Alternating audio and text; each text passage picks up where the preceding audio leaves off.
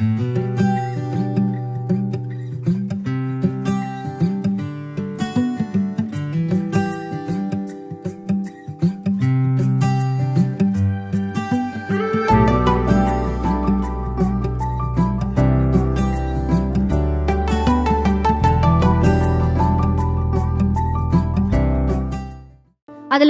ரொம்ப நம்ம ஈஸியா நம்ம கண்டுபிடிக்க முடிகிற ஒரு கேரக்டர் யாருன்னா தாவீது. பத்சேபாள் இடத்துல அவர் தீட்டுப்பட்ட பொழுது கர்த்தர் அவரை நொறுக்க சித்தம் கொண்டார். அவரை நொறுக்கினது உண்மை. எங்கிறது தெரியுமா கண்டு கொள்றோம்? சங்கீதங்களின் புஸ்தகம் 51ஆம் அதிகாரத்தை நீங்க திரும்பி வச்சுக்கிட்டீங்கன்னா அதுல அவர் சொல்றாரு, சங்கீதம் 51 தாவீது சொல்றாரு, நீர் நொறுக்கின எலும்புகள் இருக்கு பாத்தீங்களா, 8ஆம் வசனம்.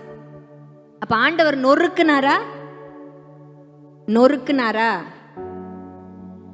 உடைச்சாரா? உடைச்சதுனாலதான் நாத்தான் தீர்க்கதரிசி வந்து சொல்லும் பொழுது அவன் ரியலைஸ் பண்றான். இன்னைக்கு நான் சொல்றேனே, நீங்க உடையறீங்க அப்படின்னா பரிசுத்த ஆவியானவர் உங்களுக்கு உணர்வை தருகிறார் என்று அர்த்தம். நீங்க செய்யறது தப்பு அப்படிங்கிற உணர்வுள்ள ஆவியானவர் உங்களை உணர்த்துகிறார் என்று அர்த்தம். வெஸ்லி மேக்ஸ்வெல் அண்ணன் தானப்பா சொல்வாரு. வெஸ்லி மேக்ஸ்வெல் அண்ணன் ஒரு இதுல சொல்லியிருப்பாங்க, ஒவ்வொரு கிறிஸ்தவனுக்கும் 2 விஷயம் இருக்கணும். ஒன்று பாவ உணர்வும், என்ன இருக்கணும்? பாவ உணர்வு. நான் பண்றது தப்புன்னு அவனுக்கு தெரியணும். அது மாத்திரம் இல்ல, பரிசுத்த ஏக்கமும் இருக்கணும். நான் உணர்றதே பெரிய விஷயம், ஆனா என்ன மாத்திக்கணும்னு நான் நினைக்கிறேன் பாத்தீங்களா, பரிசுத்த ஏக்கம். இந்த 2 விஷயம் தான் ஒரு கிறிஸ்தவனுக்கு அவசியம் வேண்டும் என்று சொல்லி ஒரு இடத்துல நான் அவர் பேசினதை நான் கேட்டிருக்கிறேன். தாவீது அப்படிதான் பாவத்தை உணர்ந்து கொண்டாரு. அவர் சொன்னாரு, நீர் நொறுக்கின எலும்புகளை களிக்குற செய்யுங்க ஆண்டவர். அப்போ எலும்பு நொறுக்குனாரா? இருதயத்தை உடைச்சாரா? தாவீதை உடைச்சு போட்டாரு. தாவீது சொல்றாரு, அந்த நாட்களில் நம்ம தீட்டுப்படும் பொழுது, நம்ம பாவம் செய்யும் பொழுது தகன பலிகளை செலுத்தி மன்னிப்பை பெற்றுக்கொள்ளலாம். அப்படிதான் மோசேயின் ஒவ்வொரு லாவுமே சொல்லுது. யூ கேன் கிவ், உங்களுக்கு பலி செலுத்திட்டு நீங்க மன்னிப்பை பெற்றுக்கொள்ளலாம். ஆனால் வசனத்தின்படி தாவீது சொல்றாரு 16ஆம் வசனத்துல, பலியை நீர் விரும்புகிறதில்லை, விரும்பினால் செலுத்துவேன். ஆண்டவருக்கு பலியே விருப்பம் இல்ல. நீ அங்க ஒரு உமக்கு பிரியமானதல்ல, தகன பலியும் உமக்கு பிரியமானதல்ல. தேவனுக்கு கேட்கும் பலிகள். நல்லா அண்டர்ஸ்டாண்ட் பண்ணிட்டாரு தாவீது. நான் ஒரு மிருகத்தை உடைச்சு, நான் ஒரு மிருகத்தை அடிச்சு அதுல நான் ஆண்டவரை திருப்திப்படுத்துவதற்கு பார்க்கிலும் நான் என்னை உடைப்பேனானால், நான் என்னையே உடைக்க ஒப்பு கொடுப்பேனானால் அதுதான் தேவனுக்கு ஏற்ற பலியா இருக்கும் என்று சொல்லி நம்பிதான் அடுத்த வசனத்துல அவர் சொல்றாரு, தேவனுக்கு ஏற்கும் பலிகள் நொறுங்குண்ட ஆவிதான். தேவனே, நொறுங்குண்டதும் நறுங்குண்டதுமான இருதயத்தை நீர் புறக்கணி. தாவீதுக்கு நல்லா தெரிஞ்சு போச்சு, நான் உடைக்கப்பட்டா தேவன் ஒரு நாளும் என்னை புறக்கணிப்பதில்லை. ஏன்னா உடைப்பதே அவர் தான். அவர் உடைச்சார்னா நிச்சயமாகவே என்னை மறுபடியுமாய் அவருக்கு ஏற்ற பாத்திரமாய் என்னை உருவாக்குவார். வேற ஒரு மண் பாண்டமாய் அவருக்கு ஏற்ற பாத்திரமாய் என்னை உருவாக்குவார் என்று தாவீது அழகா இந்த சங்கீதத்துல சொல்லுகிறார். இதே போலதான் சவுல் என்று புதிய ஏற்பாட்டுல ஒருத்தர் இருந்தார். அவருக்குள்ள நிறைய தீட்டான காரியங்கள் கண்டுபிடிக்கப்பட்டுச்சு. அதை அவரே சொல்றார். அப்போஸ்தலர்ல என்று நினைக்கிறேன், அப்போஸ்தலர்ல 26ஆம் அதிகாரத்தை திருப்பி வைத்துக் கொள்ளுங்கள். அப்போஸ்தலர் 26 அதுல அகிரிப்பா கிட்ட பேசும்போது பவுல் ஏற்கனவே அப்போஸ்தலர் 9ஆம் அதிகாரத்துல நடந்த சம்பவங்களை எல்லாம் குறித்து மறுபடியும் அவர்கிட்ட ரிசைட் பண்றார், நரேட் பண்றார், என்னெல்லாம் நடந்துச்சு. தமஸ்குக்கு போற வழியில கர்த்தர் என்னை எப்படியெல்லாம் சந்திச்சார் அப்படின்னு சொல்லும் பொழுது 9ஆம் வசனத்துல அவர் சொல்றாரு, முன்னே நானும் நஸ்ரேனாகிய இயேசுவின் நாமத்திற்கு விரோதமாய் அநேக காரியங்களை நடப்பிக்க வேண்டும் என்று நினைத்திருந்தேன். ஆண்டவருக்கு விரோதமாய் பாவம் செய்தவன் யாரு? சவுல். அவர் என்னெல்லாம் செஞ்சாரு? எருசலேமிலும் பிரதான ஆசாரியர்களிடத்தில் அதிகாரம் பெற்று பரிசுத்தவான்களில் அநேகரை சிறைச்சாலையில அடைத்தேன். அவர்களை கொலை செய்யப்படுகையில் நானும். அப்ப கொலை பாதகத்துக்கு ஏதுவாய் இருந்தது, தீட்டுள்ள மனுஷனாய் காணப்பட்டது யாரு? சவுல்.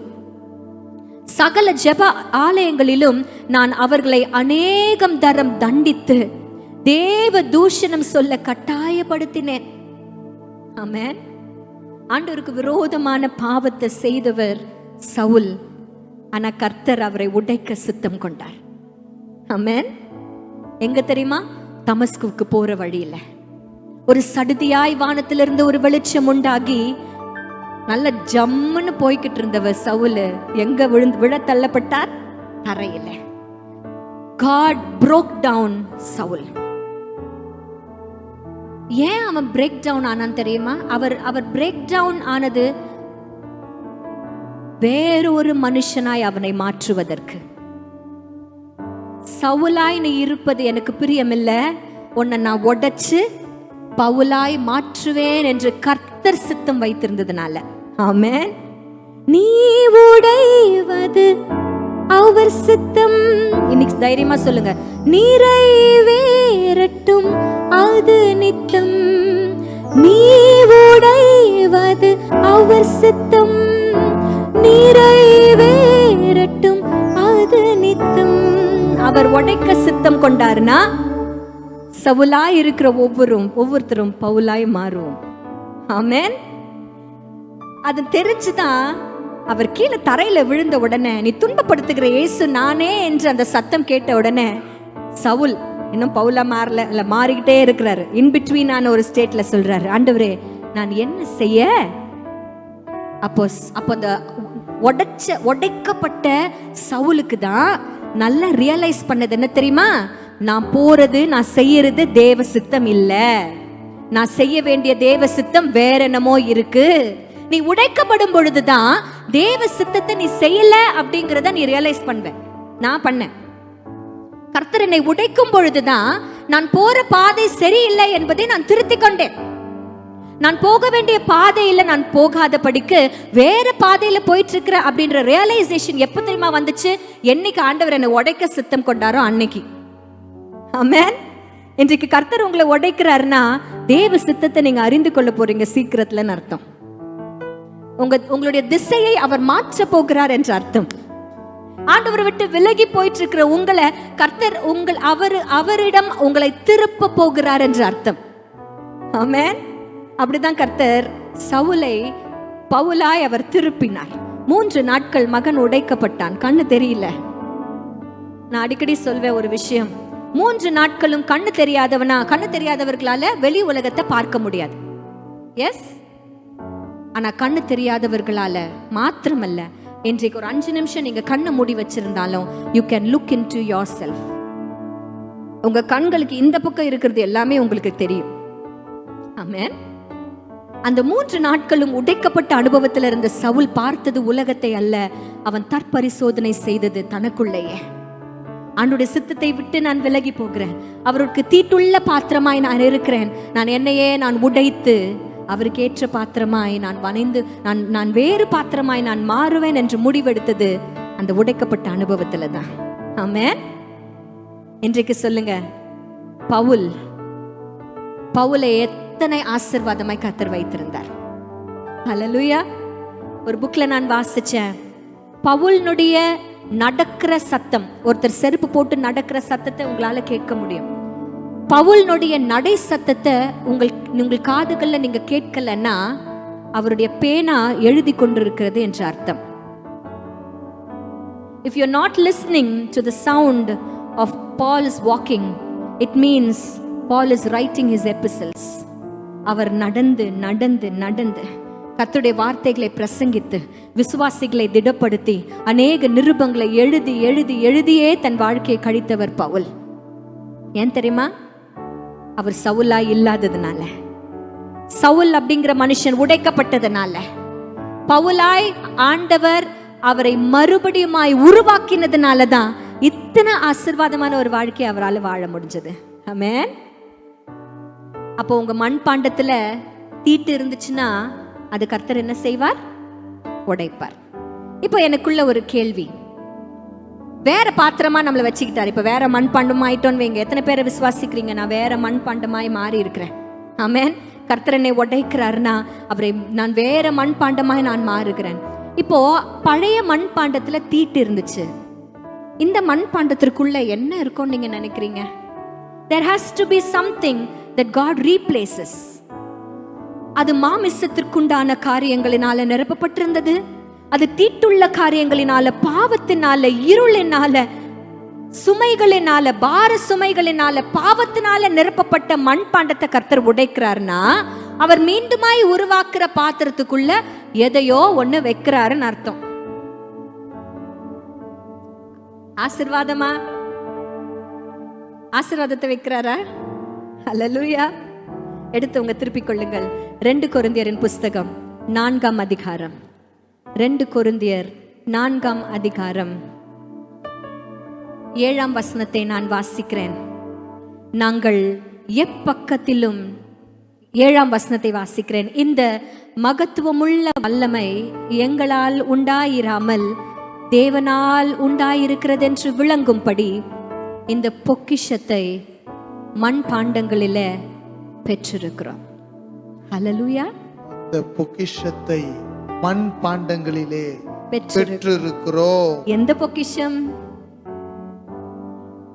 எத்தனை பேருக்கு ஆசை பொக்கிஷம்னா?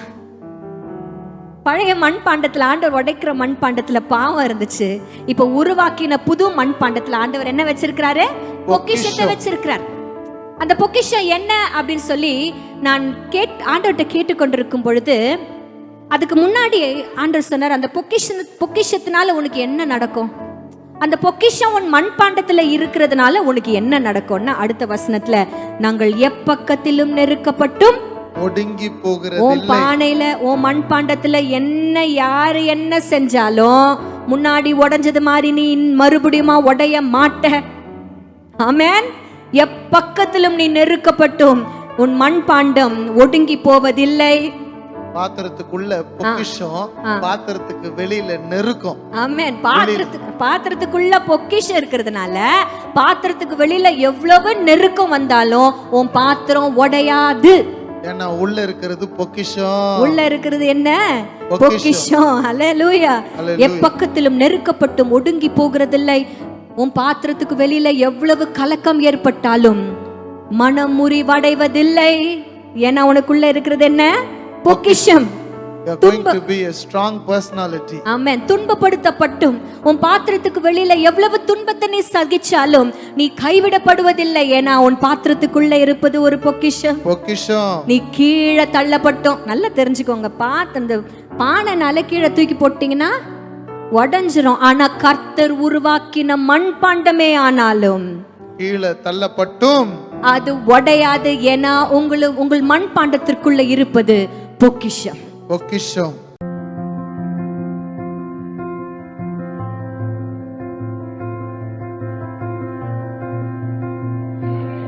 இந்த மகிழ்வுத்து மகிழ் ஃபேமிலியில நான் 1 மந்த்தா இருக்கேன். இந்த ஃபேமிலியில நான் ஜாயின் பண்ணது வந்து என்னோட காட்ஸ் கிஃப்ட்னு தான் நான் சொல்லணும். ஏன்னா எனக்கு ஒரு நல்ல ஃபியூச்சரை வந்து இவங்க ஏற்படுத்தி கொடுக்குறாங்க. என் பேர் மோசஸ். நான் வந்து டெய்லியும் 100 பேருக்கு சாப்பாடு எடுத்துட்டு தரேன். 1 வருஷமாக அந்த வேலையை செஞ்சுக்கிறேன். இதுக்கு உதவியாக இருக்கிற டேவிட் அண்ணன், ஜெஸ்ஸி அக்கா கூட வேலை செய்கிறவங்களுக்கு, ஊனமுற்றவர்களுக்கு, பிள்ளைகள் இல்லாதவங்களுக்கு இருந்து தரேன். 2 வேலைக்கும் ஒரு வீட்டுக்கு அதுமாதிரி தருவேன். இந்த வேலை செய்கிறது எனக்கு ரொம்ப மகிழ்ச்சியாக இருக்குது. ரொம்ப சந்தோஷம்.